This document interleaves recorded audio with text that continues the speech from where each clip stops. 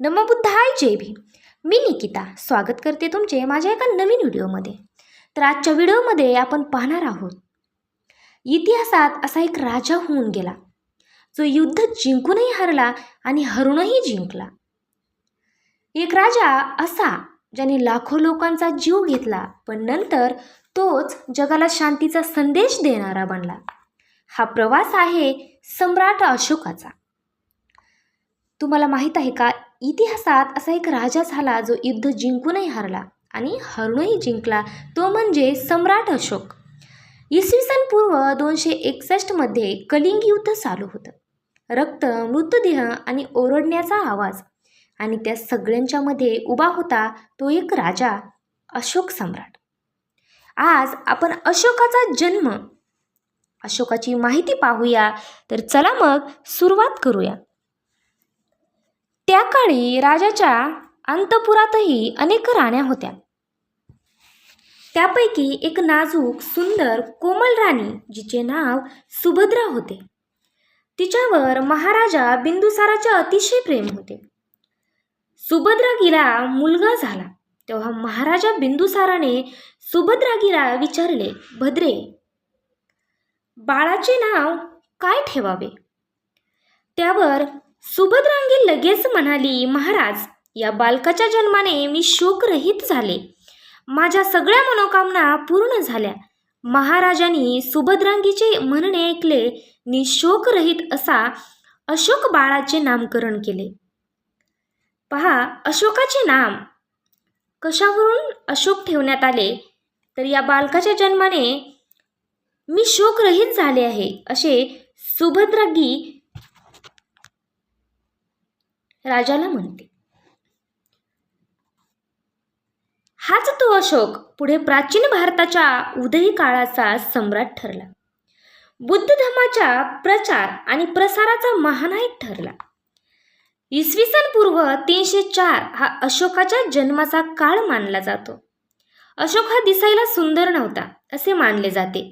कदाचित या कारणामुळेच असेल की अशोकाचे पिता सम्राट बिंदुसार अशोकाला बालपणापासून पसंत करत नव्हते, परंतु अशोकामध्ये असलेल्या इतर गुणांमुळे मात्र तो प्रभावित झाल्याचे स्पष्ट जाणवते. असे नसते तर उपराजा बनून राजा बिंदुसाराने अशोकाला उज्जैनला पाठवलेच नसते. परीक्षक पिंगल वत्सजीव सम्राट अशोक हा बालपणापासूनच कुशाग्र बुद्धीचा असल्याचे जाणवते.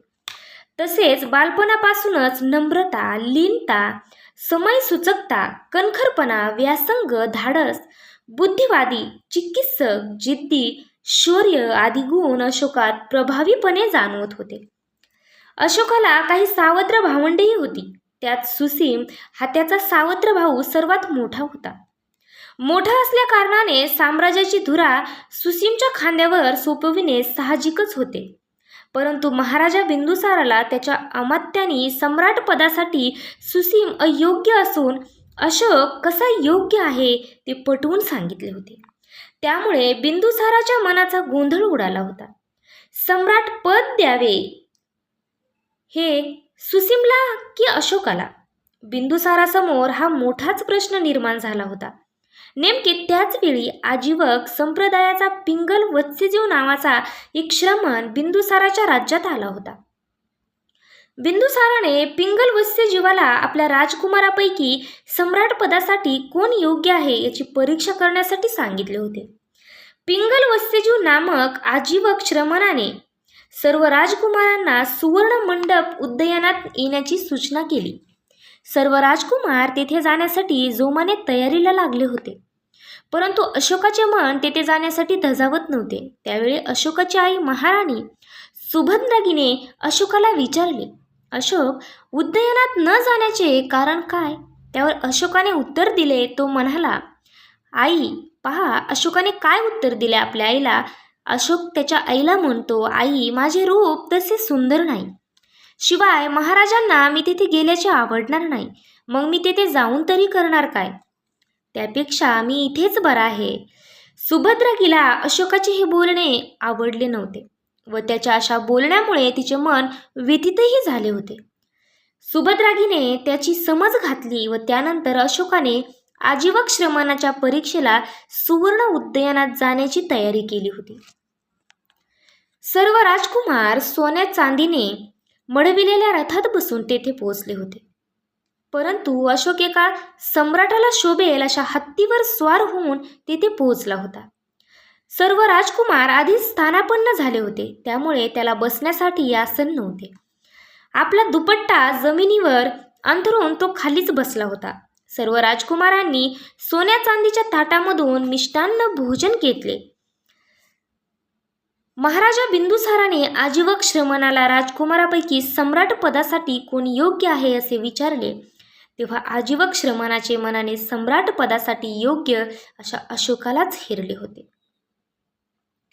अशोकाची इतर भावंडे ऐशोआरामात सोन्या चांदीने मढविलेल्या रथात बसून आले होते, परंतु अशोक एखाद्या चक्रवर्ती सम्राटासारखा हत्तीवर स्वार होऊन आला होता. इतर राजकुमार सोन्या चांदीच्या ताटात मिष्टान्न भोजनाचा स्वाद घेत असताना अशोक मात्र अगदी सर्वसामान्य जनतेसारखे भोजन घेताना आजीवक श्रमणाने बघितले होते. आजीवक श्रमणाच्या तीक्ष्ण नजरेतून ही बाब सुटणार कशी? जनकल्याणाकरिता अशा सम्राटाची गरज आहे हे आजीवक श्रमणाला का उमजत नव्हते? आजीवक श्रमणाने बिंदुसाराला सम्राट पदासाठी अशोक योग्य असल्याचे दाखवून दिले होते. अशोक उपराजा बनला. राजकुमार सुसी मोठा असल्याकारणाने महाराजा बिंदुसारासमोर मोठाच प्रश्न निर्माण झाला होता व मग मोठ्या विचारांती बिंदुसाराने त्यावर उपाय म्हणून सुसीम व अशोक या 2 राजकुमारांना आपला उपराजा म्हणून घोषित केले. सुसीम हा सुखविलासात रममाण असायचा. धूतक्रीडा खेळण्याकडे त्याचे अधिक लक्ष होते, त्यामुळे शासन, प्रशासन, शस्त्रसंचालन, युद्ध कौशल्य आदी बाबीवर त्याचे दुर्लक्ष होऊ लागले होते. परंपरेनुसार सुसीम हा ज्येष्ठ पुत्र असल्याकारणाने बिंदुसाराचा उत्तराधिकारी म्हणून सुसीमची निवड होणे क्रमप्राप्तच होते. पण बिंदुसाराच्या मनात सुसीमच्या योग्यतेसंबंधी शंका उत्पन्न झाली होती. शिवाय त्याने न्यायनिवाडा करण्यासाठी एक ब्राह्मण परिषद बनविलेली होती. या ब्राह्मण परिषदेचे मत सुसीमच्या बाजूनेच होते. त्यामुळे सम्राट बिंदुसाराच्या मनाची द्विधा परिस्थिती झाली होती. यातून मार्ग काढण्यासाठी तथा सुसीमला चुका सुधारण्यासाठी संधी मिळावी म्हणून सम्राट बिंदुसाराने राजकुमार सुसीमला तक्षशिलेचा शासक उपराजा व राजकुमार अशोकाला उज्जैनीचा शासक उपराजा म्हणून नियुक्त केले होते. अशोकाला या गोष्टीचा फार आनंद झाला होता. महाराजा बिंदुसाराने राजकुमार सुसीमला उपराजा घोषित करून तक्षशिला येथे पाठविले होते व अशोकाला उपराजा घोषित करून उज्जैनला पाठविले होते. इथूनच राजकुमार अशोकाच्या चक्रवर्ती सम्राट पदाची सुरुवात झाल्याचे निदर्शनास येते.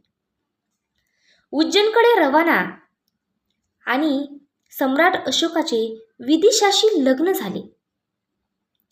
सैनिक, नौकर, चाकर सोबत घेऊन हत्तीवर स्वार होऊन अशोक उज्जैनकडे रवाना झाला होता.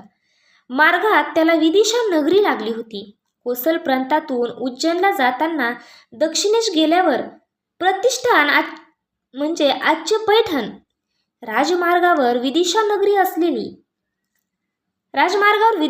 वसलेली होती. त्या काळी बौद्ध परंपरेने नटलेले आणि निसर्ग सौंदर्याने बहरून गेलेले नगर होते. विदिशा नगरीतील एका नगरसेठची विदिशा नामक कन्या अशोकाच्या नजरेस पडली. विदिशा नामक तरुणीच्या सौंदर्यावर मोहित होऊन त्याने तिच्या पित्याला तिची मागणी घेतली. इसवी सन पूर्व 286 मध्ये अशोकाचा विदिशाशी विवाह झाला. विदिशालाच देवी या नावानेही ओळखले जाते, म्हणजेच देवी किंवा विदिशा ह्या वेगवेगळ्या नसून एकच आहेत हे लक्षात घेतले पाहिजे. विदिशाला सोबत घेऊन अशोक उज्जैनला पोहोचला. उज्जैनची विस्कटलेली राजकीय परिस्थिती त्याने आपल्या कुशाग्र बुद्धीने हेरून नीट केली. आपल्या कार्यकुशलतेने व व्यवहार चातुर्याने तथा मृदुवाणीने उज्जैन नगरवासियांची मने अशोकाने केव्हाच जिंकली होती. उपराजा घोषित झाल्यानंतर चक्रवर्ती पदाकडे वाटचाल करणाऱ्या अशोकाने लोकांच्या मनावर अधिराज्य मिळवण्यासाठी सुरुवात केली होती. त्यांच्या यशाची कीर्ती महाराजा बिंदुसाराच्या कानावर पोहोचली होती. तसा अशोक बिंदुसाराला आवडत नव्हता, परंतु अशोकाच्या कार्यकर्तृत्वाने महाराजा बिंदुसाराच्या आपल्या मगध राजाच्या गादीला खंबीर वारसदार मिळाल्याचे समाधान प्राप्त झाले नसेल कशावरून. तर आपण पाहिले चक्रवर्ती सम्राट अशोकाचा जन्म आणि त्यांचा उज्जैनकडे रवाना आणि त्यांचा विवाह, विदिशाशी विवाह आपण पाहिला. तर व्हिडिओ आवडला असेल तर चॅनलला नक्की सबस्क्राईब करा, व्हिडिओला लाईक करा, शेअर करा आणि कमेंट करून सांगा की व्हिडिओ कसा वाटला. आपण पुढच्या व्हिडिओमध्ये अशोकाला झालेली महेंद्र आणि संघमित्राचा जन्म हे पाहूया. तर लवकरच भेटूया एका नवीन व्हिडिओमध्ये. तर चला चॅनलला सबस्क्राईब करा. नमो बुद्धाय, जय भीम.